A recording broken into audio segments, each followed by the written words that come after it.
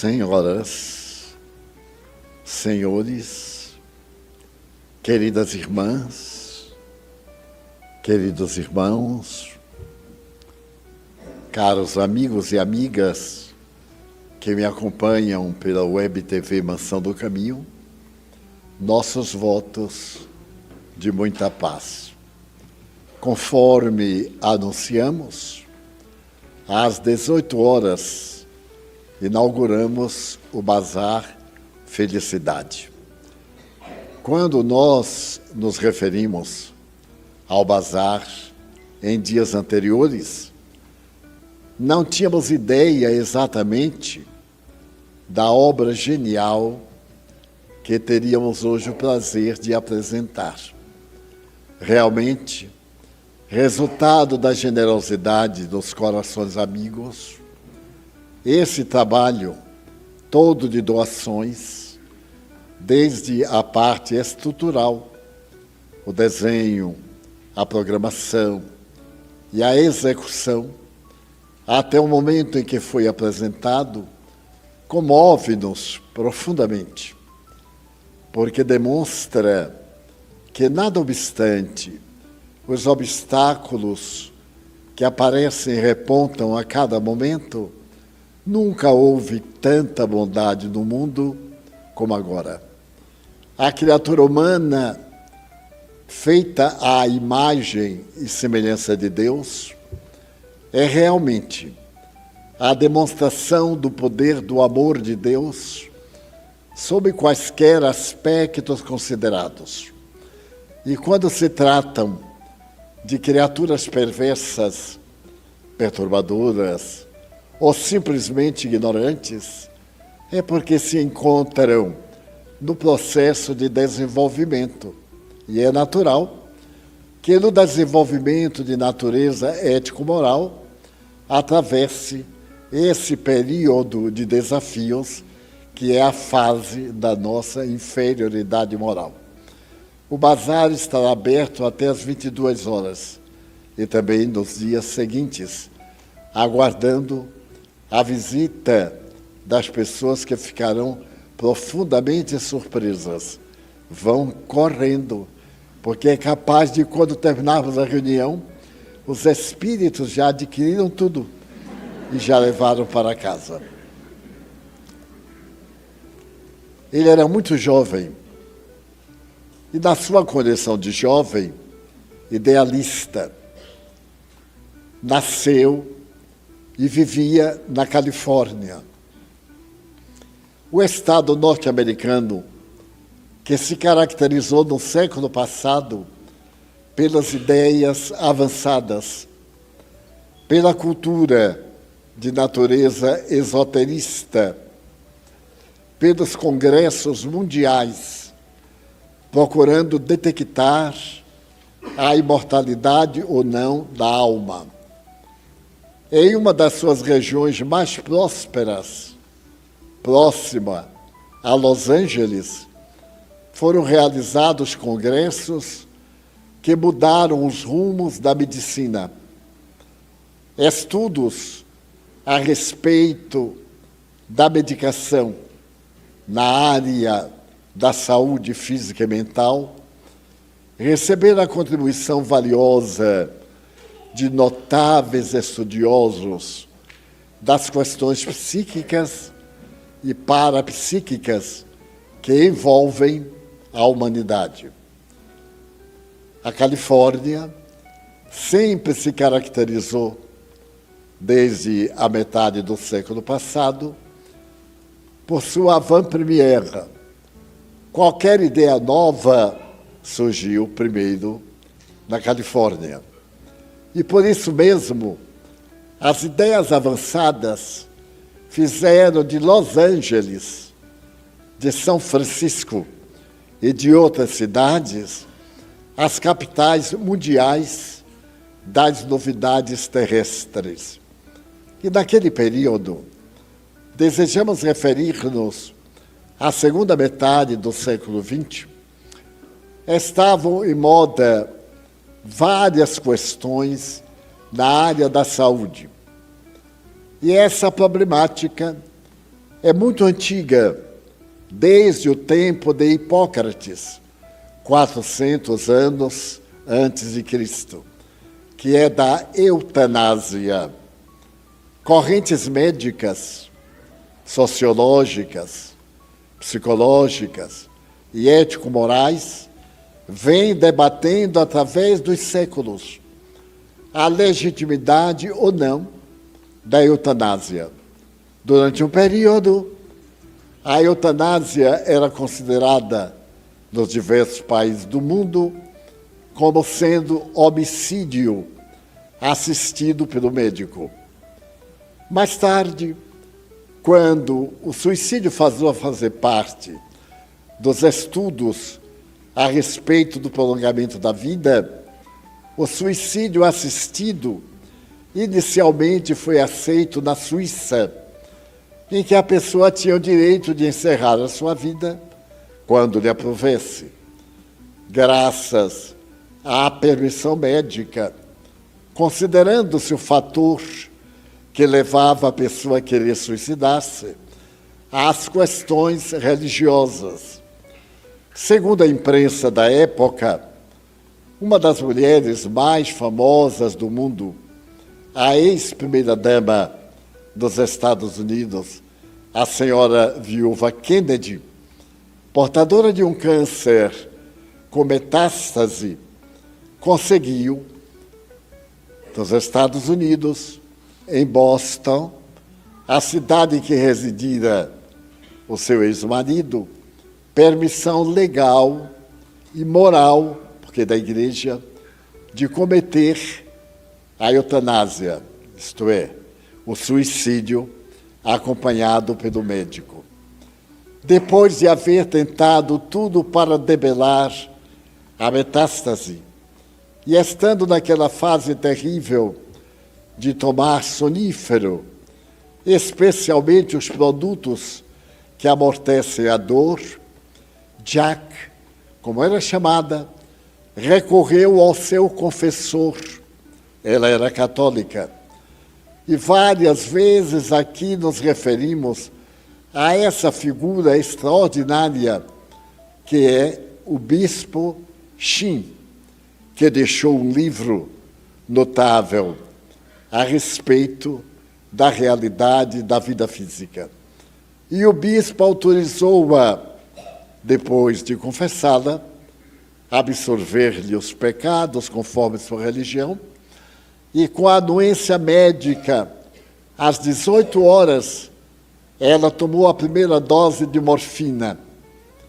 Entrou em repouso, em sono induzido, e às 24 horas, ela recebeu uma injeção endovenosa de natureza letal, tendo, portanto, a morte de suicídio assistido, pelo menos é o que dizia a imprensa da época.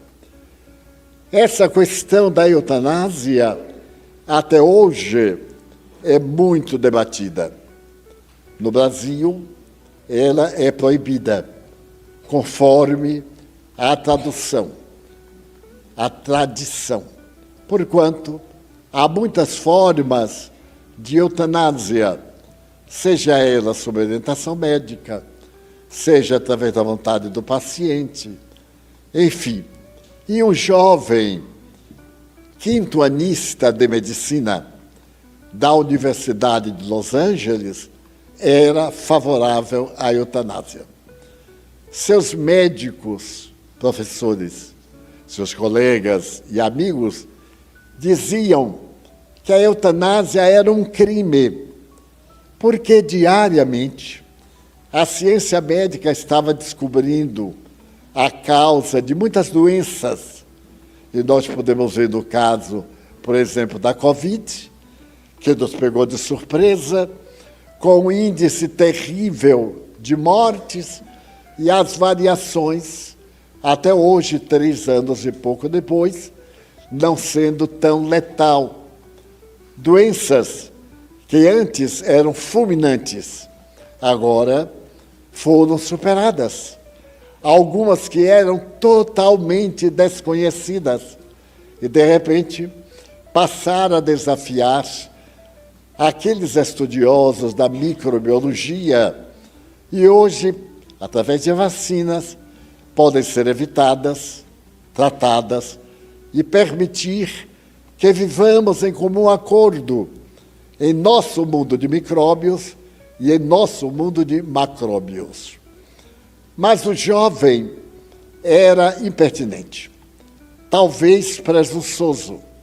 Ele dizia: quando eu me formar e puder exercer legalmente a medicina, um caso de câncer com metástase, um problema cerebral, uma demência, um Alzheimer profundo, um Parkinson degenerativo, eu aplicarei a eutanásia, seja com o consentimento da família ou não, porque não é justo ver uma pessoa morta que apenas respira, como no caso daqueles que têm morte cerebral e que têm uma vida muitas vezes muito longa.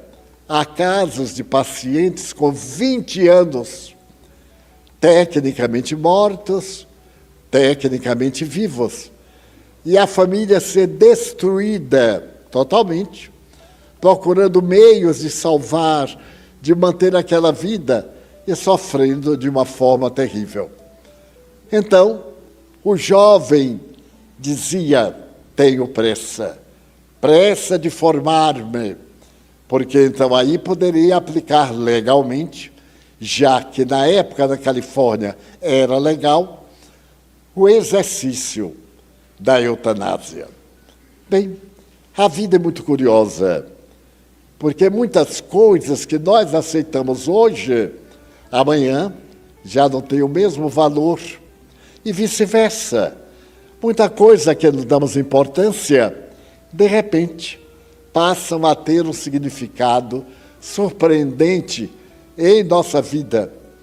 E o jovem se dedicava com afinco, porque era um excelente estudante, mas tinha essa ideia fixa da eutanásia. Faltavam poucos meses para ele receber o diploma de médico.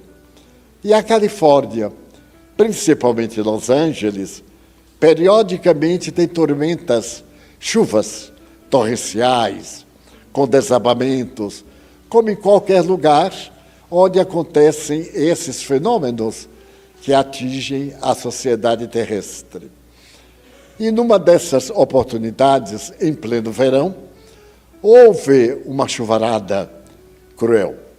Várias partes da cidade ficaram alagadas, outras ficaram destruídas.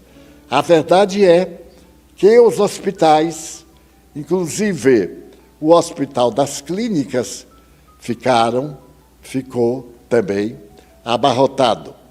As sirenes corriam pelas ruas lotadas de palmeiras venerandas, porque a Califórnia tem como símbolo a palmeira, palmeiras centenárias de alguns metros de altura, competindo com edifícios de 4, 5 andares.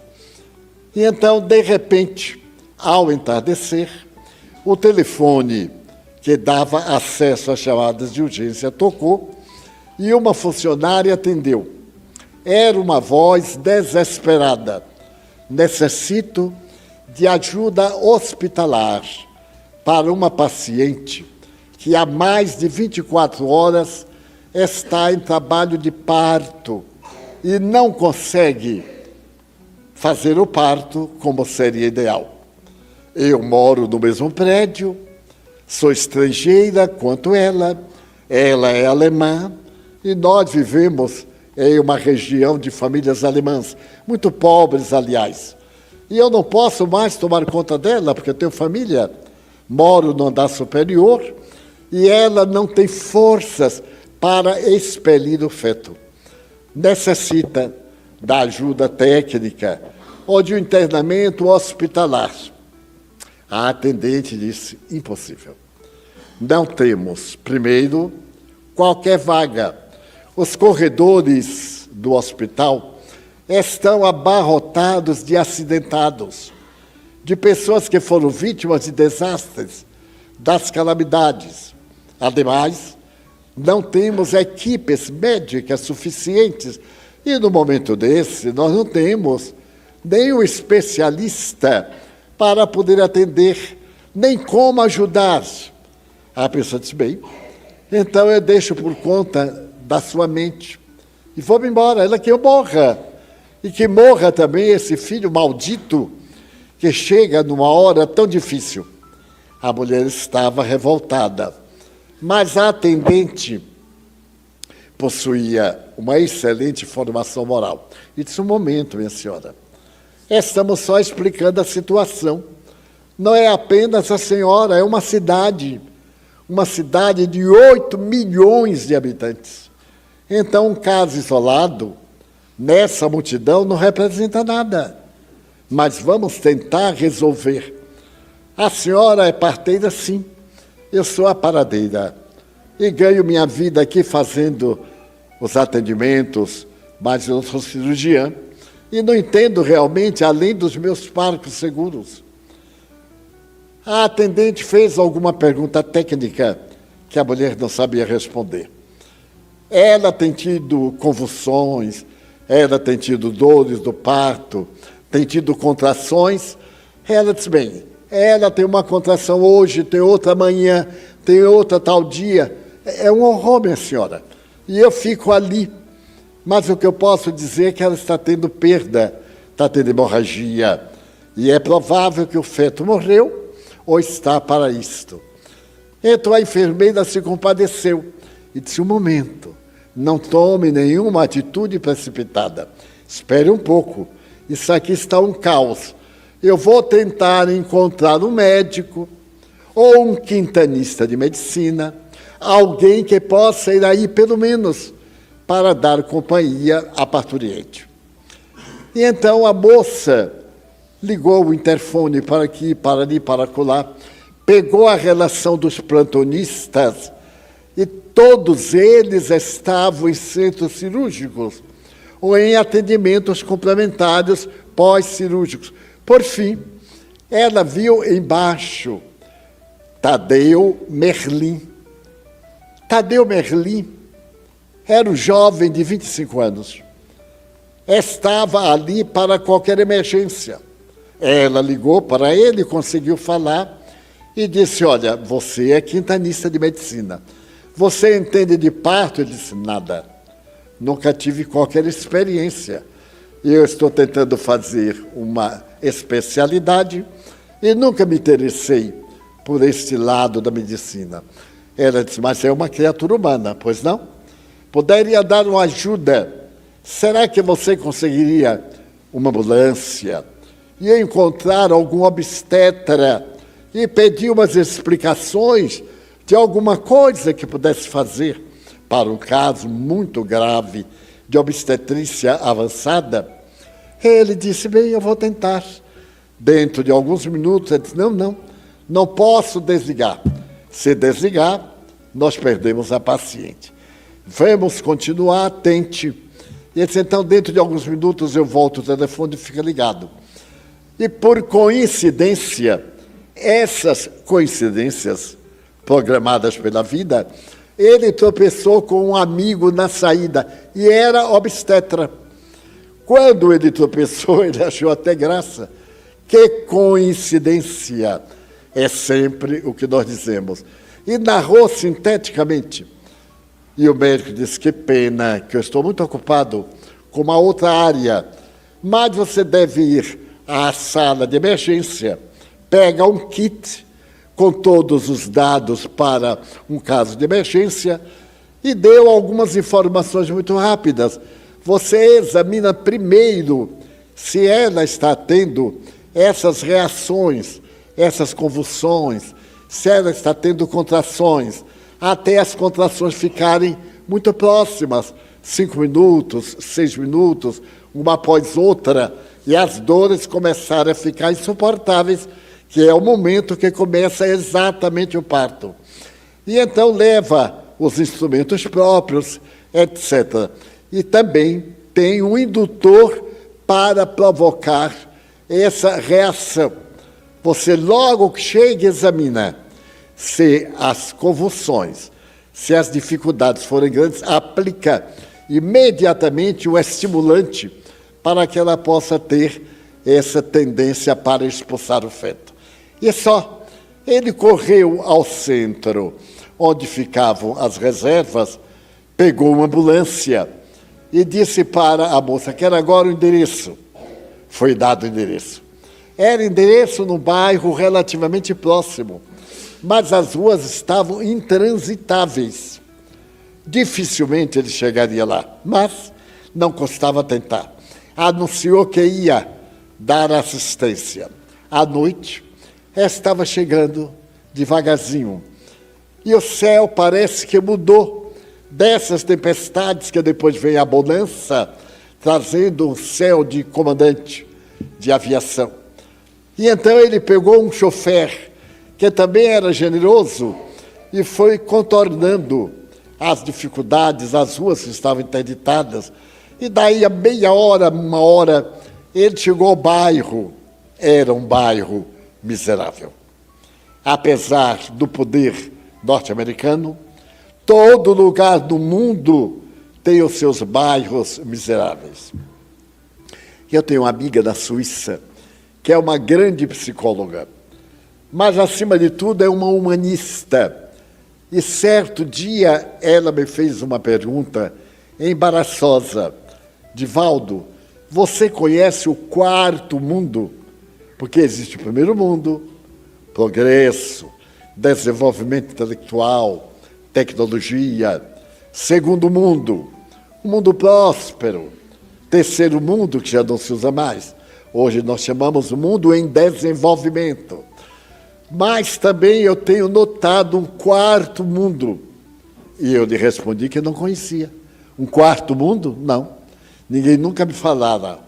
Ela disse, pois bem, você vê Paris, você está na Torre Eiffel, é o centro de Paris. Se você fizer uma linha reta na direção de Champs-Élysées, da grande avenida dos Campos Elíseos, depois de passar pelo Louvre, 1 quilômetro mais ou menos, você vai encontrar o quarto mundo. Eu disse, mas o que é o quarto mundo? O quarto mundo é o mundo miserável no meio do mundo dos ricos. Você vê, não vai encontrar lá as casas miseráveis da América Latina, mas vai encontrar os casarões, que são verdadeiros guetos de miséria, daqueles excluídos, por exemplo, dos argelianos, os negros que vieram da Argélia e são cidadãos franceses. De vez em quando eles se rebelam. Você está em Londres e saindo do parlamento de Londres, da mesma direção do Tamisa, você vai encontrar a 2 quilômetros um bairro indiano.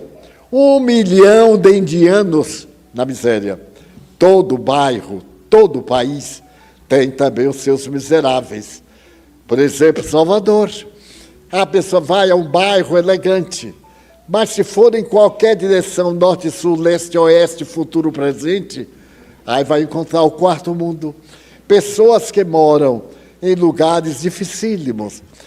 Quando eu comecei a viajar ao Rio de Janeiro, alguém me perguntou um dia, Divaldo, você está hospedado na Zona Sul? Eu disse assim, olha, eu nunca procurei saber, mas eu vou procurar saber. E não entendi porque Zona Sul, Zona Norte, Zona Leste, Zona Oeste. E quando eu cheguei a casa, os meus anfitriões muito generosos, eles disse, olha, me fizeram uma pergunta embaraçosa. Lá na Mansão do Caminho, eu moro no Pau da Lima. Não precisa dizer mais nada. Até o povo tem medo. Eu tenho uma filha que está fazendo ginásio naquela época, e ela pega o ônibus no bairro da cidade para ir para o nosso bairro. E certo dia ela estava lá no ponto de ônibus e foi andando. Então uma colega disse assim, fulana, esse cara está lhe seguindo, hein? E ele deve ser ladrão. Ela virou e disse assim, deixa ele vir. Eu moro no Pau da Lima, viu, cara? Ele saiu correndo. Então não precisa definir qual é a postura do Pau da Lima. Então será que aqui no Rio tem? Ela me falou com toda a pompa e circunstância de Valdo, nós moramos no Flamengo. E fez um biquinho. Eu digo, Flamengo. E o que é Flamengo? É Zona Sul. Eu, Fiquei encantado com aquela Zona Sul. Então, saindo do Flamengo para Botafogo, já está no sul, no suleste, sudeste, supereste, mas também, quando chega lá, tem miséria de doer. Mas é coisa de Brasil, é diferente. Então, ali estava, em pleno coração de Los Angeles, o quarto mundo. Era um bairro de alemães, de pessoas estranhas que vieram da Segunda Guerra Mundial e não tiveram acesso a trabalhos, a uma função condigna. E ele, que era um idealista, se revoltou, porque do bairro ele podia ver as torres de petróleo. E Los Angeles é tão notável, em petróleo, que naquela época as torres, eles construíam um edifício para que não se visse as torres. Aparentemente eram edifícios de luxo, mas eram torres de petróleo. Então, havia uma quantidade imensa e aquela miséria confraternizando. Então ele, jovem, deixou que saia de uma praga, olhou o número, era um casarão meio decadente, de 4 pisos. Ele começou a subir a escada, levando os instrumentos, a ambulância ficou à porta, e ele foi subindo e vendo a miséria. Normalmente a miséria é retratada pelo excesso de crianças. Criança, cachorro com fome, galinha, gato maltratado, são a característica do bairro pobre. E até que ele chegou ao último piso, e a porta do apartamento estava aberta. Já ao entrar, ele sentiu o gotejar da hemorragia. Através do colchão, o sangue estava saindo. Então ele procurou e apareceu a senhora. Não, a paciente está aqui nesse quarto. Era um quarto de porta aberta. E a senhora, muito pálida, quase desmaiando, mal respirava. Ele, de imediato, procurou medir a pressão, aplicou um estimulante e aplicou também o remédio que provocava a expulsão do feto. E verificou que ela estava realmente perto de morrer. É provável que aquela hemorragia fosse sinal do feto morto. Ele, então, se aproximou da janela e disse, aqui é uma questão de tempo. E, de repente, viu que ela gemeu muito forte. Olhou e era uma contração. Ela teve uma contração forte e começou uma sudorese muito grande. Ele correu, amparou e ficou assim a tarde, o resto. À noite, lá para meia-noite, as contrações foram diminuindo de distância e, por fim, mais ou menos meia-noite, nasceu uma criança mirrada, um meninozinho. A mulher estava ali, a senhora, ele pediu ajuda, mas não tinha, pegaram o jornal, lençóis sanguíneos, limparam. A senhora desceu para tomar conta da família, ele fez qualquer coisa ali ao lado da cama e colocou a criança mirrada e ficou olhando. Tanto esforço para salvar uma vida insignificante, ficou meio contrariado. Mas ele era também cristão. Às vezes, ser cristão é uma coisa especial. E ele disse a Deus, se tu quiseres, salva, porque tu podes. Eu não posso. O que eu podia fazer, já fiz. Mas tu podes. E achou graça. Ele acreditava em Deus e teve essa surpresa agradável de exorar a divina proteção. Então, de imediato, ele deu um jeito. A mulher continuou semi-adormecida. Veio aquele sono misericordioso pós-parto e ela começou a descansar. Ele puxou uma cadeira, pegou uma caderneta para fazer as anotações para dar no hospital. E então ele colocou o horário do nascimento, a noite esplendorosa. Pegou a criança, calculou o peso, tirou a fita métrica. E quando ele foi medir, ele teve um choque. O pé direito da criança tinha uma deformidade, era para dentro. Ele aí teve uma revolta, exclamou: tanto esforço para salvar o aleijado, mas este aleijado será aleijado se eu quiser. Como é que eu vou deixar essa criança aleijada aqui? As outras crianças vão fazer bullying e ele vai se tornar um bandido. Vai ser tão zombado que vai terminar um dia tornando-se um criminoso. E eu vou salvá-lo, vou aplicar a eutanásia. Pegou o produto, preparou a seringa, aquele bracinho com muita pelanca, alvinitente. E ele então se sentia Deus, o direito sobre a vida e sobre a morte. Então ele tentou encontrar a veia, e quando estava para aplicar a injeção fatal, ele escutou na consciência: quem és tu para decidir o destino de alguém? Se ele nasceu aleijado, deixa-o. Se ele vai morrer, é por conta de Deus.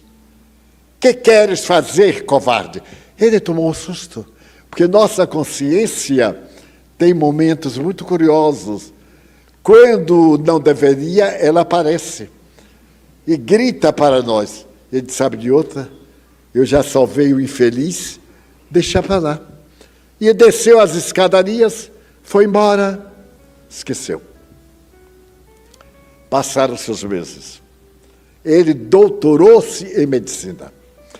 Tornou-se um admirável médico. Foi morar no centro-oeste norte-americano. Abriu uma clínica infantil. Tornou-se pediatra. A sua clínica foi próspera. Casou-se. Ficou rico. Teve uma filha. A filha era o encanto dele. Os anos passavam modorrentos. E ela resolveu estudar medicina. Foi também, com permissão do pai, morar em Los Angeles, frequentar a mesma universidade famosíssima. E lá na universidade namorou com um estudante de medicina, casou-se, e os dois vieram trabalhar com o pai, o sogro, da sua clínica de medicina. Passados os anos, e a sua filha deu-lhe o maior presente que todo pai deseja, deu-lhe o neto. E a segunda definição de um amigo, neto, é uma bênção de Deus. E a melhor definição para avô é assim: avô é o jumento que o filho amestra para o neto montar. Então, ele era exatamente este avô. Tudo quanto não devia ensinar ao neto, ele ensinava. Tudo que ele negou à filha, ele deu ao neto. Apesar da reclamação de todo mundo. Os pais não sabiam educar, porque quem sabe educar é avô. Vicia, atende às manias, ou fica implicante. É uma coisa da idade. E a menina, linda, loura, olhos azuis, belíssima, crescia com a espontaneidade do lírio do campo. Nesse momento, a família resolveu, os pais da garota, resolveu fazer um curso complementar, que antes não havia, fazer o doutorado.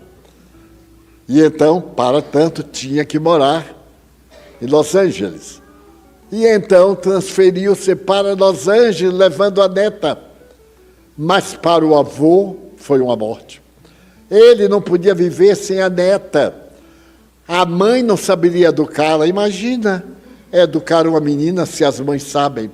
Ele vendeu a clínica, construiu um verdadeiro palacete para ele e outro para a filha, perto para ele controlar a neta. Transferiu-se para lá. E a meninazinha estava com 3 anos quando veio aquela tempestade tradicional de Los Angeles. E numa jornada que os pais estavam fora, noutra cidade, foram vítimas de um acidente. O carro explodiu no tanque de gasolina e eles morreram queimados. A notícia veio de uma forma cruel. Ele recebeu um telefonema pela madrugada que dizia assim: venha imediatamente à sala de reconhecimento de cadáveres, porque houve um acidente fatal e é provável que a sua família esteja envolvida. Pode-se imaginar o choque. Ele pegou o automóvel, conhecia muito aquela área, e quando lá chegou e puxaram o gavetão, não houve dúvida, eram ela, a filha e o genro. Haviam morrido carbonizados. E a menina ficou órfã. Mas ele não teve coragem de dizer à netinha. Fizeram o velório, o crematório final, e disseram à netinha que papai e mamãe haviam feito uma viagem ao de lá e ia voltar. Oportunamente estaria de volta. Mas a menina começou a frequentar o jardim de infância. E todos os pais, servos, iam buscar as crianças, mas ela não. E um dia ela perguntou ao avô, aos 4 anos de idade: vovô, por que papai e mamãe não lembram que tem uma filha? Ah, eles lembram, mas é que eles estão... Olha o arco-íris. Do outro lado do arco-íris tem um lugar muito belo, e eles estão lá. E ela então chorou e disse: mas será que eu não vou ver mais nunca? Não, filha, não vai ver mais nunca. Eles veem você, mas você não vai poder vê-los. Talvez um dia, quem sabe? A criança não pôde decodificar, nem ele falava a palavra morte, que lhe parecia uma desgraça. Por fim, o caso ficou nesse enigma e ela completou 5 anos. Ela de uma beleza incomum. E quando completou 5 anos, ela foi transferida de uma escolinha para outra, como é habitual nos Estados Unidos. E os avós resolveram dar uma festinha de despedida. Preparar uma festinha, convidar os amigos e preparar uma festa para todos os coleguinhas no domingo, às 16 horas. Os avisos foram dados, a escola foi notificada, as mães ficaram contentíssimas, porque em festa de criança, quem se diverte são as mães. As crianças se sujam logo, começa a mãe toda hora a reclamar, está sujando o vestido, está fazendo isso, fazendo aquilo. E, de repente, pela madrugada de sábado para domingo, ela começou a gemer. E ele, sempre atento, correu e percebeu que ela estava com uma febrícula, dessas febrículas infantis que tanta preocupação nos dão a nós adultos. Mas ele aplicou um antitérmico. Deveria ser um fenômeno gripal, qualquer coisa. Às 8 da manhã, ela estava pálida, com umas manchas nas articulações, mas estava sem febre. Mas ele ficou impressionado com a palidez, com o desgaste da face. 10 horas, ela começou a ter a febre de volta. Ele aplicou um antitérmico mais forte. Meio-dia, a febre havia passado. A partir das 16 horas, chegaram as amiguinhas, as mães levando bolsas para guardar os pedaços de bolo para levar para casa, toda aquela alegria. E ele feliz, porque ela estava brincando com seus colegas. Mas, de repente, ele procurou e não a viu. A sua casa palaciana, um grande jardim em Bel Air. Então olhou e saiu a procurá-la no recanto. Ela estava sob um caramanchão de rosas, sentada e tremia muito. Ele pegou, ela estava com febre altíssima.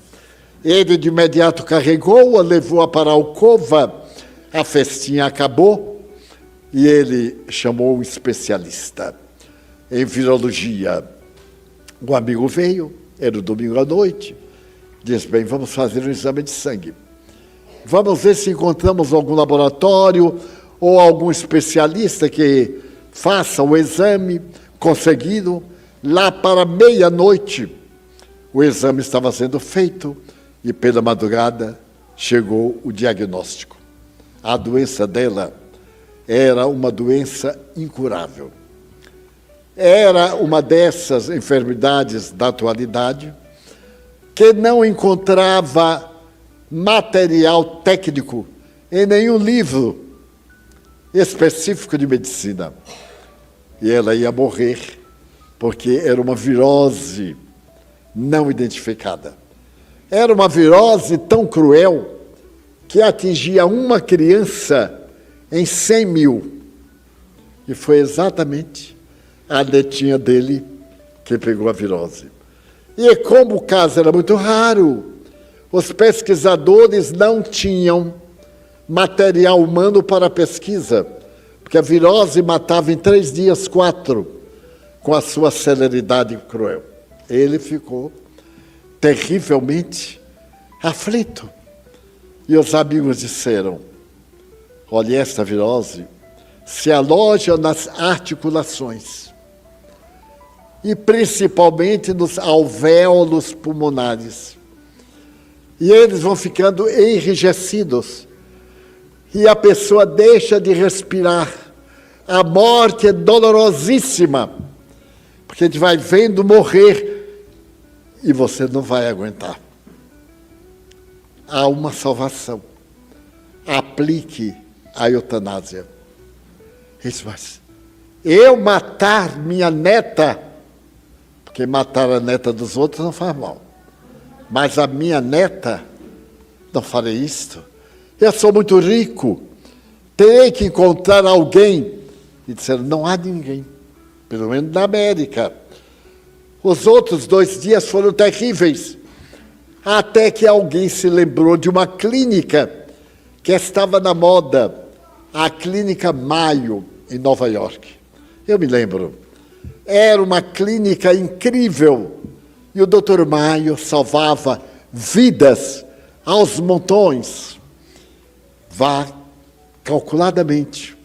Estava do outro lado, no Pacífico, para o Atlântico, examinar com o Dr. Mayo, caso ela aguente a viagem. Porque naquele tempo, a viagem tinha 2 paradas e tinha que trocar de avião. Hoje são voos diretos de 5 horas. E ele começou o calvário. Ele, a mulher, a netinha.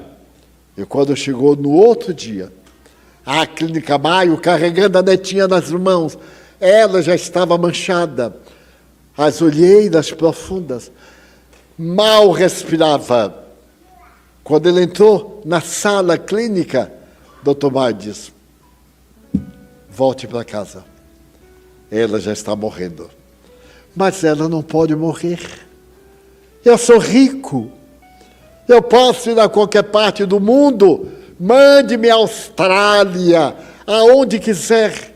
Eu não posso cruzar os braços, ficar olhando minha neta morrer, eu não posso. Então ele disse, muito bem, também não posso fazer nada. Nós somos médicos. Acima de nós, há uma lei que limita. Então o Dr. Mayo disse, espere, deixe-me fazer os exames.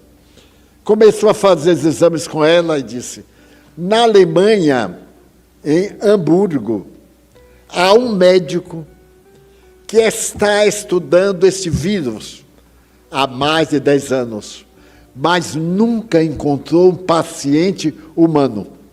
Só encontrava material em coelhos, em lebres e etc.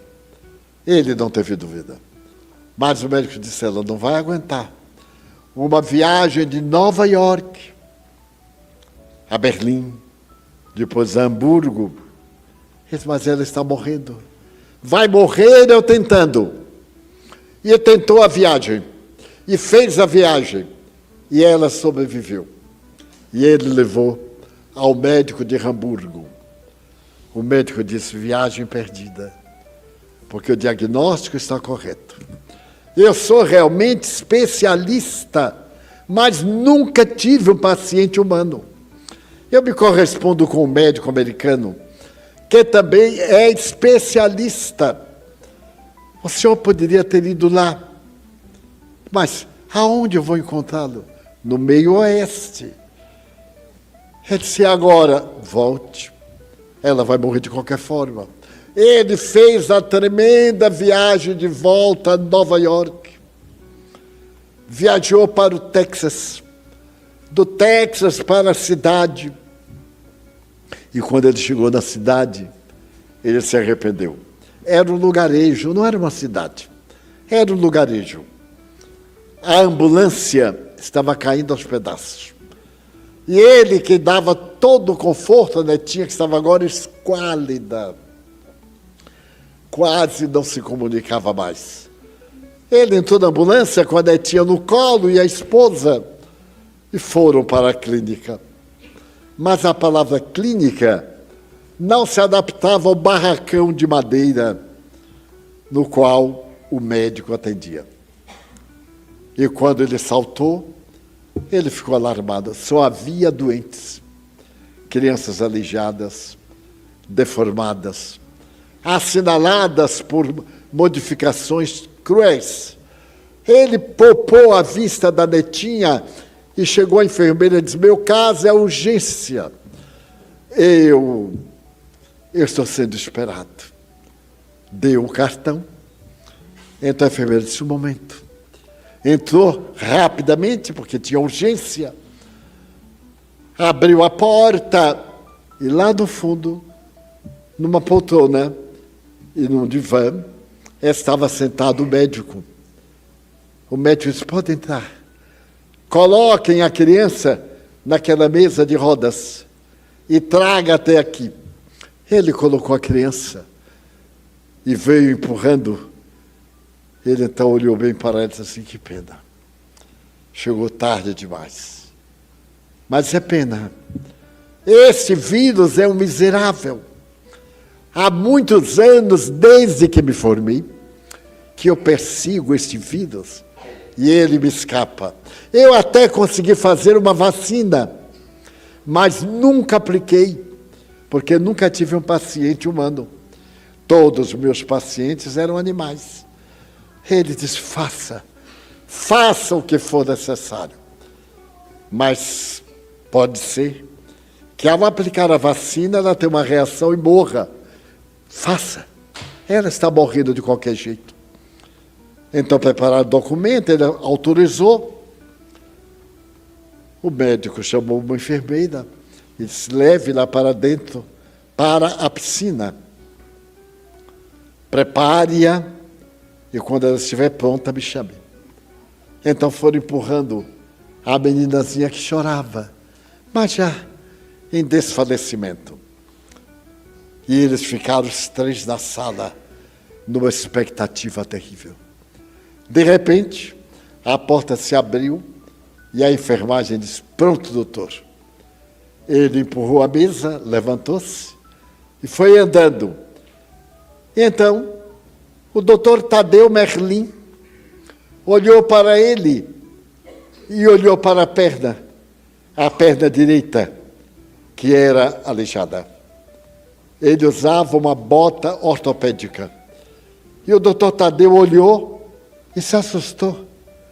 Na hora que ele olhou para Tadeu, Tadeu olhou para ele. E então, ele disse assim, não se surpreenda, meu nome é doutor Coxo. Aqui todo mundo é coxo. Então ninguém zomba de ninguém. Porque um é aleijado, o outro é deficiente, aqui todo mundo é igual. Então o doutor Tadeu perguntou assim, respeitosamente, foi acidente? Ele disse, não. É genético. Imagine que eu sou descendente de alemães. Mamãe ficou grávida. Já tinha 6 meses. Nós somos de Los Angeles. E mamãe ficou grávida. Papai então disse, aborte. Eu já estou passando fome com 6. Você e eu, 8. E agora vão ser 9. Eu não aguento mais.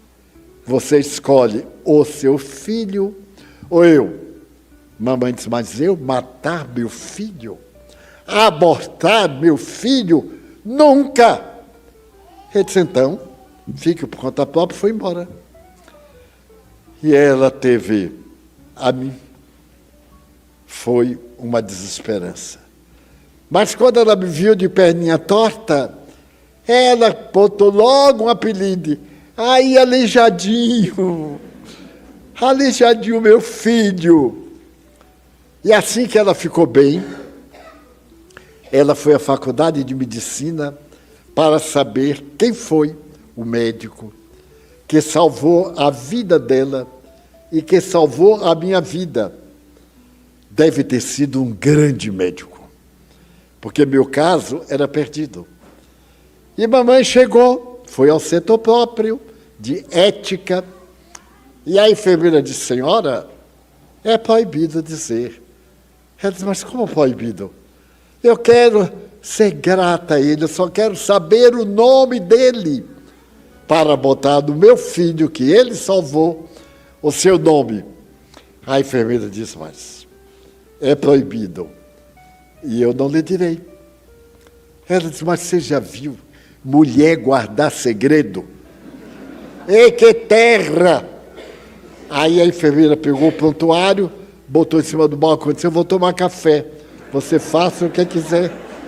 E foi tomar café. Quando voltou, a mamãe disse, obrigado. E botou meu nome, o nome do médico, que, aliás, nem era médico. O nome pomposo, Tadeu Berlim Over, da minha ascendência alemã. Então, o doutor Tadeu Berlim encostou a cabeça na parede e lembrou-se daquela tarde e noite de Los Angeles. Fazia já muitos anos. Lembrou-se do momento em que ele ia aplicar a injeção e matar o aleijadinho. E a consciência diz, quem és tu para decidires o destino de alguém? Então, o doutor Over olhou para ele e disse, está sentindo mal, porque ele ficou muito pálido. Ele disse, não. É melhor ser coxo do que ser cego, como eu era. Continue, doutor, por favor. O médico entrou e começou o atendimento termal. A piscina era de água morna. Colocava o paciente por X minutos, tirava e colocava numa piscina 1 grau menor de temperatura. Ia voltando até colocar na temperatura ideal. E disse, agora eu tenho que aplicar a injeção. Ela pode morrer. Ele disse, aplique a injeção. Aplique tudo. Ele aplicou. E quando estava aplicando, ele dizia assim, filhinha, você gostaria de montar bicicleta? Ela riu. Você gostaria de montar um potro? Ela riu. Gostaria de andar de patins? Ela riu. E ele deu a injeção. Ela não morreu, nem naquele dia, nem naquela semana, nem naquele mês. No segundo mês, ela teve alta. Estava curada. E aquele médico coxo havia descoberto o vírus que praticava aquela deformidade. E a partir daquele dia, o vírus não pôde mais atacar, porque uma vacina preventiva salva a vida dos bebês. Essa história real é um grande apelo para a nossa consciência. Eutanásia, nunca. Morte assistida, jamais. Ninguém sabe dos planos de Deus. Sempre me preocupou um versículo do Evangelho. O versículo segundo é o seguinte: Jesus caminhava e tinha um paralítico. E Jesus voltou-se para o paralítico e ele disse: Senhor, se tu quiseres, eu ficarei bom. Jesus disse assim: quero, fica bom. Aí o paralítico levantou e ficou bom. Os discípulos perguntaram: Senhor, quem pecou para que ele nascesse paralítico? Ele ou seus pais? Porque os judeus acreditavam que nós herdávamos as misérias dos nossos antepassados e que as nossas doenças eram herança dos nossos pecados. Quem pecou? Ele ou seus pais? E Jesus respondeu: nem ele, nem seus pais.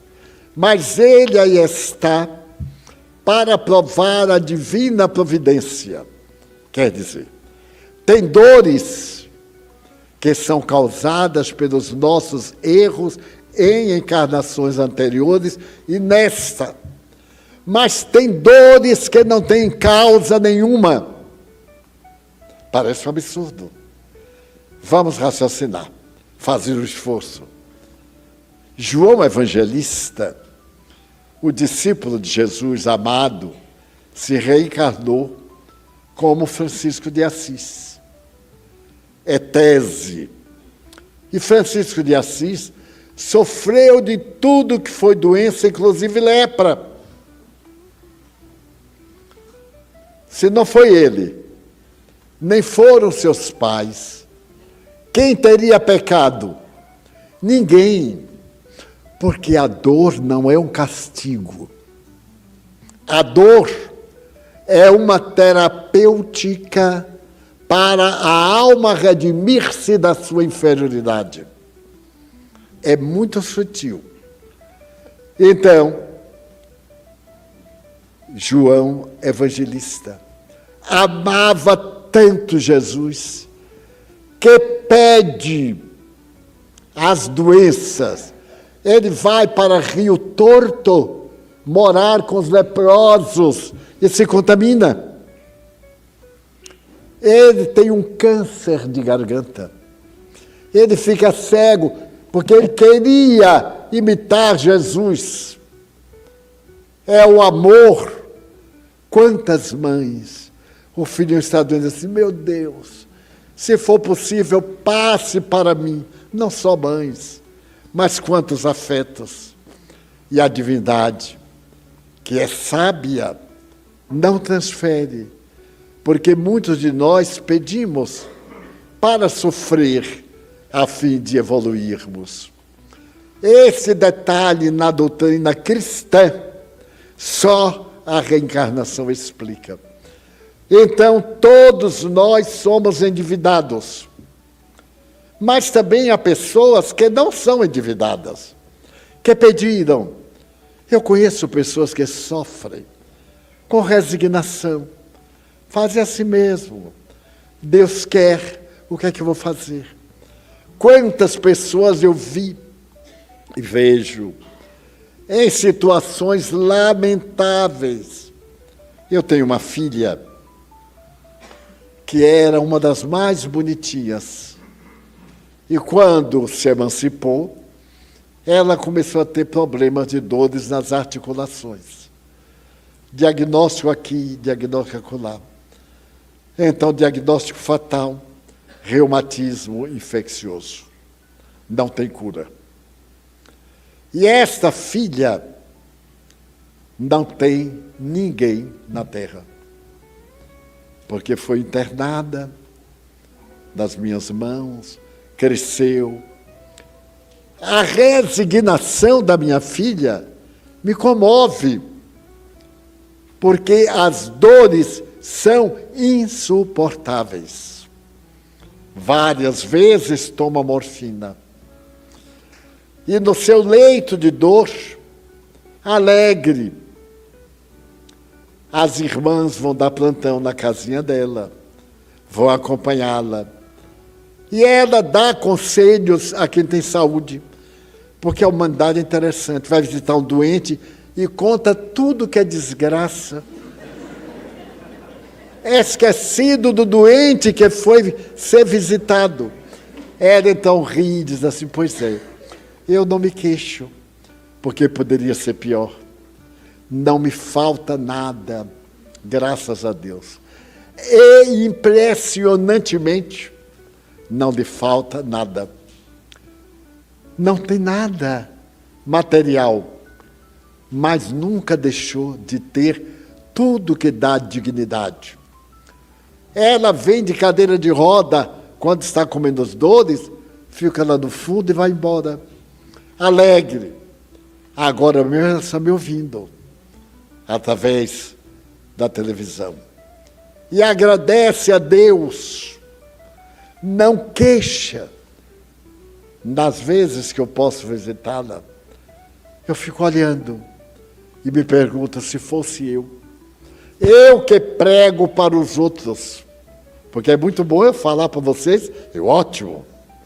E outra é quando o labirinto me diz assim, hoje você me paga, e me aturde, outra problemática qualquer.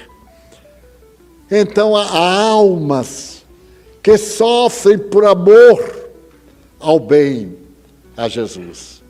Não maldigam a dor. Não maldigam o abandono. Ai, aquele homem notável, meu marido me abandonou, ele era tão bom. Não era, não. Porque se fosse, não abandonava. Ai, a minha esposa me largou por outro. Graças a Deus. Daquela eu já me vi livre. Vamos aprender a viver, porque há leis.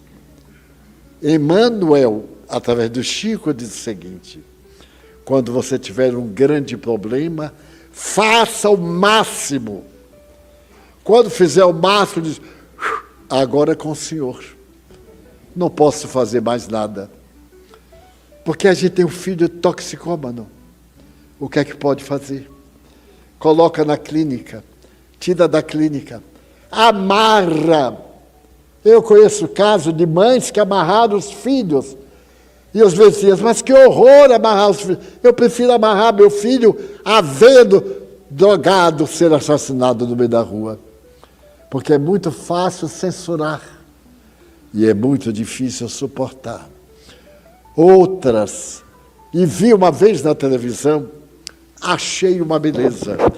Com essa ideia de que a criança maltratada deve telefonar à polícia, porque há pais que são verdadeiros algozes. E há uma cena em que 2 policiais vão ver uma senhora e perguntam se ela é realmente aquela pessoa. Ela diz, sou. A senhora sabe que seu filho, de 7 anos, o danadinho, olha que só de pensar, já estou com vontade de dar um beliscão nele. 7 anos. Ele telefonou, dizendo que a senhora bate nele. É verdade? Quero dizer, é verdade. Porque ele é um demônio. Eu já fiz de tudo. Tudo que o senhor pode imaginar, eu já fiz. E ele faz para me pirraçar. Eu explico que não posso bater nele. Eu cuido, eu sofro. Não sei mais o que fazer, leve para o senhor. Então o policial disse assim, um momentinho, cadê ele? Aí lá veio ele.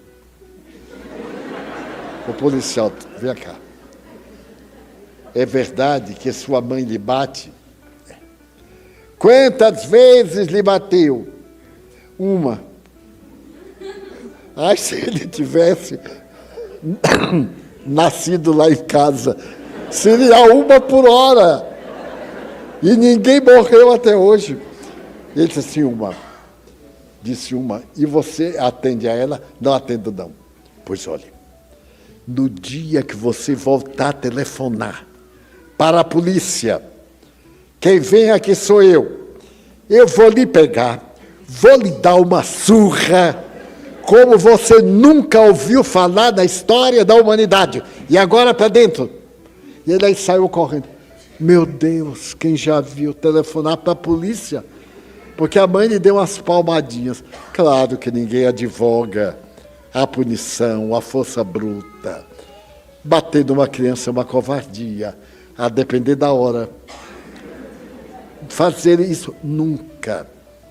Mas deixar que se transforme num algoz, em uma fera, que arrebente um prato na cabeça da mãe, que arrebente um móvel, que use uma faca, que fira a mãe, que fira o pai, em absoluto. Internamento numa clínica psiquiátrica, porque não é normal. Não pode bater, não pode reclamar, clínica. Aí o governo paga para educar, porque é para isso que pagamos impostos. Então, na área da educação, vamos unir a compaixão. Nosso filho é terrível.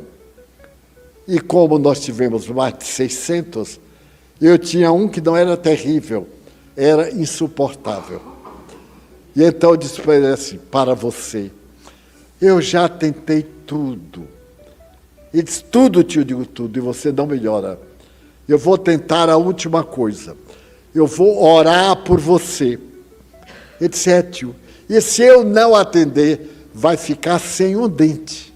Porque vão cair assim. Você vai rir e eles caem. Eu digo, ficou bom. E saiu um conselho, não precisa bater, fale da dentadura. Então a beleza do amor, porque no fundo são almas muito sofridas, mas a ponto de dizer, Senhor, que eu carregue o fardo do mundo, porque te amo a ti.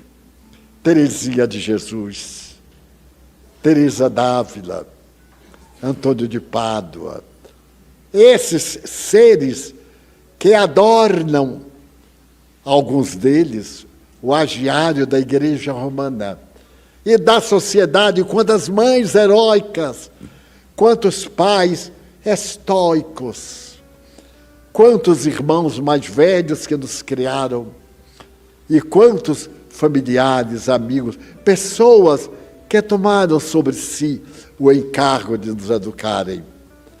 Oremos e lembremos que há uma lei que vigia tudo. E o caso que acabo de narrar, que eu extraí de seleções do Reader's Digest há 50 anos, e é verdadeiro nos mínimos detalhes, que nos sirvam para, diante de provocação, quando o satanazinho entrar no demoninho, deixa dormir e aplica paz. E fala com ternura, eu te amo, meu filho. O Espírito ouve. Sê manso para o teu bem. Tu vieste à terra para progredir. Teu pai, tua mãe, te amamos. E nos amemos realmente, não permitindo nunca que o mal nos faça mal, porque estamos aqui para ser felizes. Vamos orar?